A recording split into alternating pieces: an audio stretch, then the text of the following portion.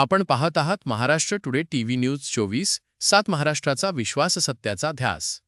निफाड तालुक्याच्या पूर्व भागातील शिरवाडे वाकत देवगाव कानळ दमानोरी आदी गावांमध्ये बुधवारी मे 13 सायंकाळी 6:30 वाजेच्या सुमारास अचानक अवकाळी पावसाने जोरदार हजेरी लावली। प्रचंड वेगाने वाहणारे वारे, विजांचा कडकडाट आणि मुसळधार पावसामुळे कांदा, द्राक्षबागा तसेच जनावरांच्या चाऱ्याचे मोठे नुकसान झाले असून ग्रामीण भागात चिंतेचे वातावरण निर्माण झाले आहे।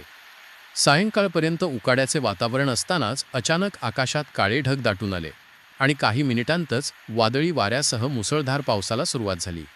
अनेक ठिकाणी वाऱ्याचा वेग इतका तीव्र होता की शेतात कांद्याच्या झाकलेल्या पोळ्यांवरील कागद व ताडपत्र्या उडून गेल्या। त्यामुळे उन्हात वाळत ठेवलेला कांदा थेट पावसात भिजल्याने शेतकऱ्यांचे मोठे आर्थिक नुकसान झाले। कांदा चाळींमध्ये साठवून ठेवलेल्या कांद्यातही पावसाचे पाणी शिरल्याने मोठे नुकसान झाल्याची माहिती शेतकऱ्यांनी दिली। अचानक आलेल्या पावसामुळे अनेक शेतकऱ्यांची कांदाचारा आणि इतर शेतीमाल वाचवण्यासाठी मोठी धावपळ उडाली। काही गावांमध्ये वीज पुरवठाही खंडित झाल्याचे ग्रामस्थांनी सांगितले। दरम्यान नुकसानग्रस्त भागाचे तातडीने पंचनामे करून शेतकऱ्यांना आर्थिक मदत जाहीर करावी अशी मागणी परिसरातील शेतकऱ्यांकडून करण्यात येत आहे।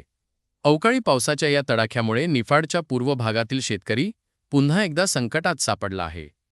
Maharashtra today TV news Nashik विभागीय संपादक श्री उत्तम भीमराव जाधव यांचा ग्राउंड रिपोर्ट।